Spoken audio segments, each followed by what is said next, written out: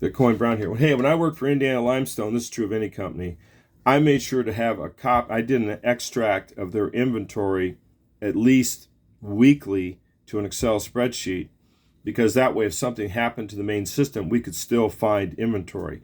So whatever that is in your world, whatever is mission critical, you want to have an extract into an Excel spreadsheet or an Access database, or it could be on a Google Sheet or Microsoft Excel in the cloud. If you put it in the cloud, it also put it on an Excel spreadsheet, put it on a USB drive or a terabyte drive, which you can buy. You can get a 4 to 8 terabyte drive, external for, under $100. You put that data on there, and then you can put that data in like a paint can, an unused paint can, seal it, and that thing's pretty much going to be able to survive an EMP pulse weapon or a thunderstorm or a transformer explodes outside your building.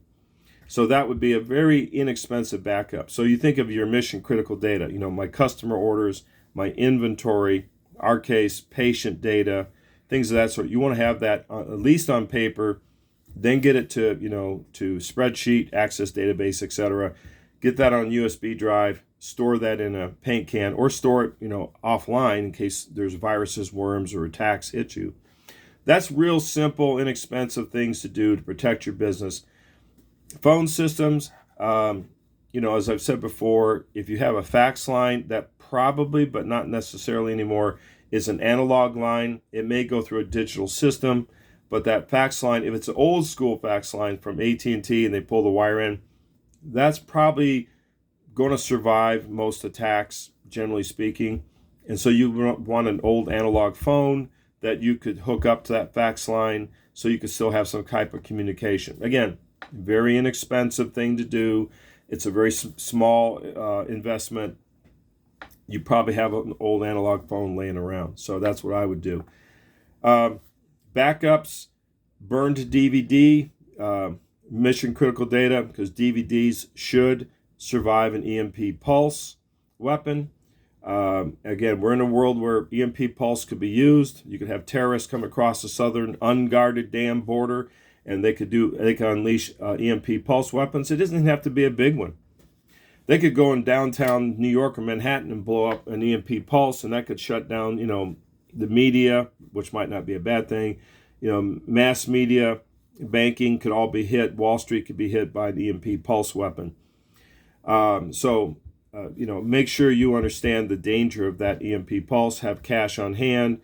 I didn't say have all your cash on hand, but you better have enough to get by, say, for a week if something happens. Because if something massive happens, it's going to be a week to 10 days to 2 weeks till they get it back online. So have your backups. What I always did when I worked at Indiana Limestone and all the companies I worked for, I always back up to different cloud systems. I'd back up to Microsoft OneDrive, and then I'd take that back up to Google Drive, and then from Google Drive, I'd take it to another drive system, which I'm not going to talk about right here, but that's what I still do. Boom, boom, boom. Data just goes 1, 2, 3, and it goes local. Okay, so then you just add the local of putting it in an EMP Pulse or a Faraday cage device to protect it. I've talked before about the Elliott mine. That's a gold mine, baby, because the Elliott mine underground, that you could use that for cold storage for data and everything else. I'd call Iron Mountain, the company Iron Mountain, and I'd say, hey, we want to make a deal, because that's money you could be making right now off the Elliott underground. You could be making a lot of money, especially now. Now is the time to start looking into that. Do what you want with that information. Other things to do is, your Apple iPhone, make sure you go into iCloud and you see all your contacts. You better download those, put them on a spreadsheet, USB drive, paint can, Faraday cage, whatever, and or print them out so you have them in a notebook. I'd create a series of red notebooks. I have all my mission critical data on paper, my customers, my orders, my inventory, my vendors, my vendor orders. That's something you could update, I don't know, once a week, once a month, but at least have it. At least have it. Inventory should be at least once a week. Vendors, customers, that could be once a quarter or once a month. But you should have that. You should have your red books and say, if we lose the capability of using computers, it could be a tornado. It could be anything. Where do I go if you're the business owner? Where do I go? I got to be able to sit down at a desk, grab something, open it up, use an analog phone and keep that business rolling, or that hospital rolling, or healthcare agency, or Carlisle, or Indiana Limestone, or whatever? How do I keep her rolling? And I'm serious. You have to design it so a senior executive who has no technical skill at all, he, she, they should be able to sit down. Here you go, sir. Here's your books. Here's your phone. Keep her rolling. Seriously. I'm being serious. I mean, it should be that simple that you can still make calls. Now, I know things are tough, but at least you can look up in your book where the inventory is. You could still use spreadsheets and stuff like that. Radio communications critical now. Again, it's not it's vulnerable to EMP Pulse, but especially the old school CBs, radios and stuff, that's going to be mission critical. Make sure you have some on hand. Make sure you have some of it protected in case something weird happens, so that you can keep operations going, whether it's home, farm, mining, etc. And the virus war is full blast. I'm sitting here fighting it right now. So a couple things I'll tell the Indiana Limestone people. So in November of 2019, I was up in Laura Elliott's office down at the Elliott Mine, and I was talking to Polycor, and I said, hey, you guys are extremely vulnerable to these Exchange server attacks, all right? Because your Exchange servers are old. Now, anyone who's worked with Exchange server over their lifetime, like I have, you've really learned to hate that damn thing because it's vulnerable to attack. It's crappy. It's just junk.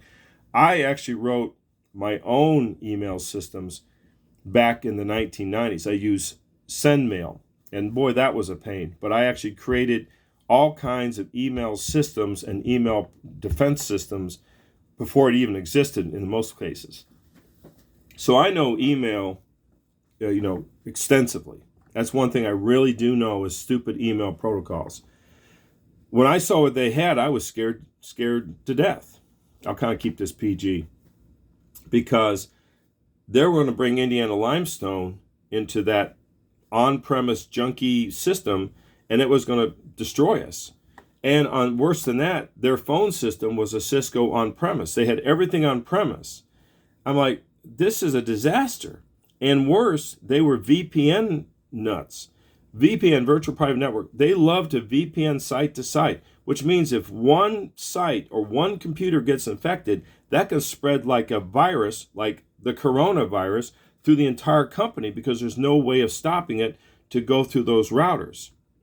Now, there is a way you can use like Dell's eye sensors. You can have barriers at each entry point. I did that at Carlisle. Or you can do what I insist on now is don't VPN. Why do you need a VPN? You shouldn't. Well, we got to print. If it's a cloud system, it shouldn't matter. If it's an on-premise system that needs VPN to print, you need to rethink your strategy. So anyway, long story short, I got yelled at in both English and French, and I was told I was an idiot.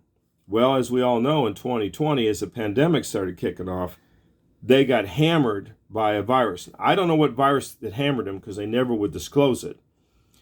Indiana Limestone was protected because we were using malware bytes, which incidentally, the Polycor gave me. And I studiously put malware bytes out everywhere, and I managed that thing every damn day. So make sure these computers are updated. I do that now where I work. I look at that damn thing every day, and if I see one computer that's not green, I'm on the phone calling them. Say, hey, I need to see that thing right now. All right. So when they got hammered, they were knocked down for over a month. And worse, I think they never would tell me anything, but I think they lost maybe 40 servers, and they lost their phone system. So long story short, that type of attack that hit them, because again, I don't really fault them for that. I fault them that they didn't listen to me when I told them that you're too vulnerable set up this way. You need to disengage from the closet and go into multi-cloud systems to protect yourself. So you've got to understand, if you're anything on premise, you're not going to be able to withstand the Russian military's cyber attacks, okay? You've got to diversify. So please listen to this video because I'm only trying to keep you from being wiped out.